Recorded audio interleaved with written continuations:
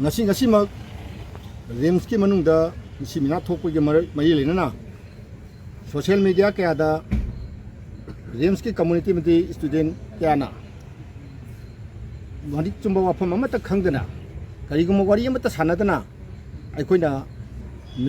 miyang kochang narabana heta doctor sinda pu sei toi haibna singba wafam kaya ma ngasi media ki khudang da phungdo yose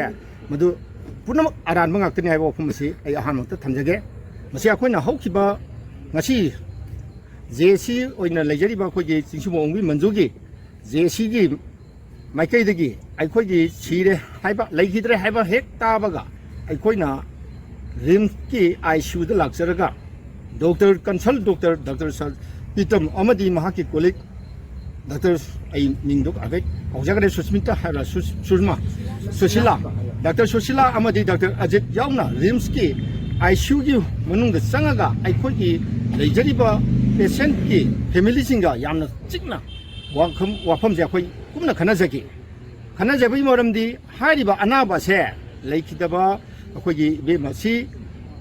angang delivery ki damakta hospital sida leiba matamda mangonda kai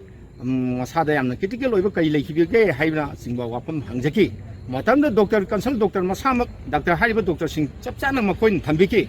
hariba OT toromdai matam phawda mangonda masagi oiba anaba leibo kaimta leite mati normal oina tangai phadana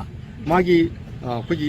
OT gi se number 4 da hapsaraga leibani mangonda anaba sida mai lena mangonda kaimu kudong thinge kaimta leikide haiba phum se thambiki loinana operation torom matung ju thoidokpa leite haiba matamda thambiki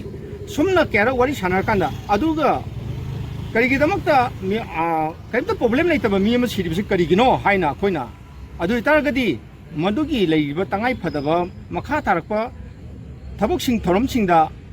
ꯑꯁꯣꯏꯕ ꯈꯔ ꯂꯩꯈꯤꯕꯅ ꯃꯔꯝ ꯑꯣꯏꯔꯀꯥꯟꯗ ꯑꯩꯈꯣꯏꯒꯤ ꯇꯉꯥꯏꯐꯗꯅ ꯑꯃꯨꯛꯀꯁꯨ ꯍꯟꯅ ꯔꯤꯑꯣꯄꯔꯦꯁꯟ ꯑꯃꯨꯛ ꯍꯟꯅ ꯇꯧꯈꯤꯕ PPS ꯂꯧꯊꯣꯛꯄꯤꯕ ꯁꯤꯒꯨꯝꯕ ꯃꯌꯥꯝ ꯑꯃ ꯇꯧꯈꯤꯕꯁꯦ ꯑꯁꯣꯏꯕ ꯑꯃ ꯂꯩꯈꯤꯕꯅ ꯃꯔꯝ ꯑꯣꯏꯔꯀꯥꯟꯗ ꯇꯧꯕꯅꯤ ꯍꯥꯏꯕ ꯋꯥꯐꯝꯁꯦ ꯑꯩꯈꯣꯏꯅ ꯗꯣꯛꯇꯔꯒꯤ ꯃꯐꯝꯗ ꯍꯥꯏꯗꯨꯅ ꯂꯥꯛꯈꯤ ꯑꯗꯨꯗ ꯑꯩꯈꯣꯏ ꯀꯩꯒꯨꯝꯕ ꯌꯥꯝ ꯏꯪꯅ ꯆꯤꯡꯅ ꯍꯥꯏꯒꯦ ꯑꯗꯨꯕꯨ ꯗꯣꯛꯇꯔ ꯃꯁꯥꯃꯛꯅ ꯁꯨꯄꯔꯤꯟꯇꯦꯟꯗꯦꯟꯠ ꯌꯥꯎꯅ ꯑꯃꯨꯛꯇꯪ ꯈꯟꯅꯔꯒ ꯃꯗꯨ ꯑꯩ ꯑꯃꯨꯛꯇꯪ ꯈꯟꯅꯃꯤꯟꯅꯈꯤꯁꯤ ꯍꯥꯏꯗꯅ ꯍꯥꯏꯔꯤꯕ ꯇꯥꯡ 12 ꯉꯔꯥꯡꯒꯤ ꯑꯌꯨꯛꯀꯤ ꯄꯨꯡ 5 ꯑꯗꯥꯏꯗꯒꯤ ꯗꯣꯛꯇꯔꯒ ꯋꯥꯔꯤ ꯁꯥꯟꯅꯖꯔꯛꯄꯗꯨꯅ doctor mu sanar matungda superintendent masamaka ekoi masagi room da ekoi lecture patient party gi ekoi mi 38 tuka ningthisana phamaga wari sana hisaki ekoi gi site gi thamjari ba sagi ekoi gi tangai phadaba mioi ba mo ibina soi ba taraga su doctor gi site gi tangai phadaba thabak sing do paikhat pibada tegi ana baduna kaigum ta leite haibirabani na maduda ekoi gi asoi ba ma leire haiba leiragati madu soi ghaina honestly haibiyu haiba wafam jakona demand tawduna lakhi aduna asagi adugi matungda matamduda yamna kuina matam changman khibana khogi wari du sanaringi tangaktu da aduda mayamgi khusauna raba miyoi bagi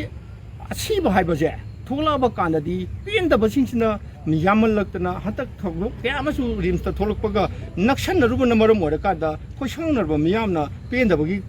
kaigumba khara tuga ye khaiba thoki doctor singda bokta ku thabi tanja lakhi mado doctor singa wari rims authority ga wari ningthina sanaraba matungda miyang khusangna mayam singduna madugi tapsaba response ama matam chana pihogdamna morum kan thokibani adugi matungda thokra matungda ikoina rims ki director ga nganang director yogomi phamama phamjare adugi matungda ngasi amuk matam ama amuk lojara kanda director na pibira kanda khoi authority singa phamina bai tanja su lojare adu data da khoi lojara matungda akhogi rims ki authority ki side ye khoi document su horen median thong bigani aduge possibility of lapses and haidna khoi gi mokoi si obo wafam ama khoi chapchana khangan bire aduna asoi basing ase laikhragadi laikre aduna khoi chi karamna toksige haibdo adom da chasi aduna aina side pusanjering edi lamdam sida yamna tumthin nga laba rims haina khangariba akhoi institute ase yamna masak mangal chikna phangna ngan lehenjaningi adumuna manungda ahoba mayam ama leibasing ado lehendana bai damakta ekhoina ngasi kaiguma kharadi asoibase leigosingse clarification ama tohonjaning bagi tanja adu logjadna khoi wari sing ase sajarakibani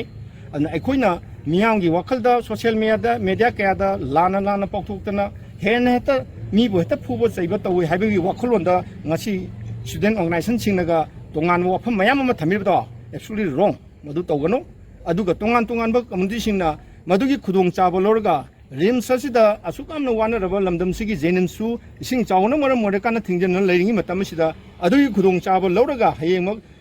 ꯊꯤꯡꯖꯤꯟꯅꯕꯒꯤ ꯈꯣꯡꯊꯥꯡꯒ ꯄꯥꯏꯈꯠꯄꯤꯕꯁꯤ ꯃꯁꯤ ꯇꯧꯕꯤꯗꯕ ꯈ꯭ꯋꯥꯏꯗꯒꯤ ꯍꯦꯟꯅ ꯐꯒꯅꯤ ꯃꯁꯤ ꯃꯤꯌꯥꯝꯒꯤ ꯈꯜꯂꯒ ꯊꯕꯛ ꯇꯧꯕꯤꯌꯨ ꯑꯁꯣꯏꯕꯁꯤꯡꯁꯦ ꯑꯩꯈꯣꯏꯅ ꯆꯤꯟꯅ ꯍꯥꯏꯕ ꯈꯛ ꯅꯠꯇꯦ ꯗꯣꯀꯨꯃꯦꯟꯁꯦ ꯍꯣꯔꯦꯟ ꯎꯕꯤꯔꯣ ꯑꯗꯨ ꯀꯥꯟꯗꯨꯗꯁꯨ ꯍꯦꯟꯅ ꯈꯪꯒꯅꯤ ꯑꯁꯣꯏꯕ ꯂꯩꯈꯤꯕ ꯍꯥꯏꯕꯁꯦ ꯑꯩꯈꯣꯏ ꯂꯩꯈ꯭ꯔꯒꯗꯤ ꯂꯩꯈ꯭ꯔꯦ ꯍꯥꯏꯅꯒꯗꯕꯅꯤ ꯑꯗꯨꯕꯨ ꯃꯗꯨ ꯑꯗꯨꯃꯛꯀꯤ ꯈꯨꯗꯣꯡꯆꯥꯕ ꯂꯧꯔꯀꯥꯟꯗ ꯍꯦꯛꯇ ꯃꯤꯉꯣꯟꯗ ꯃꯤꯌꯥꯝ ꯃꯃꯥꯡꯗ ꯍꯦꯛꯇ ꯁꯟꯗꯣꯛꯇꯅ ꯍꯦꯛꯇ ꯍꯥꯏꯅꯕ ꯆꯨꯝꯗꯦ ꯑꯗꯨ ꯇꯧꯕꯤꯒꯅꯨ ꯃꯃꯤ ꯑꯃ ꯐꯪꯉꯒꯗꯤ ꯃꯁꯤ ꯁꯣꯏꯈ꯭ꯔꯦ ꯍꯥꯏꯅ ꯍꯥꯏꯕꯤꯅꯕꯒꯤ ꯇꯥꯟꯖꯥꯗꯣ ꯄꯤꯕꯤꯌꯨ ꯍꯥꯏꯗꯅ ꯍꯟꯖꯟ ꯍꯟꯖꯟꯅ ꯋꯥꯔꯤꯗꯨ ꯁꯥꯟꯅꯔꯛꯄ ꯀꯥꯟꯗ ꯍꯧꯖꯤꯛ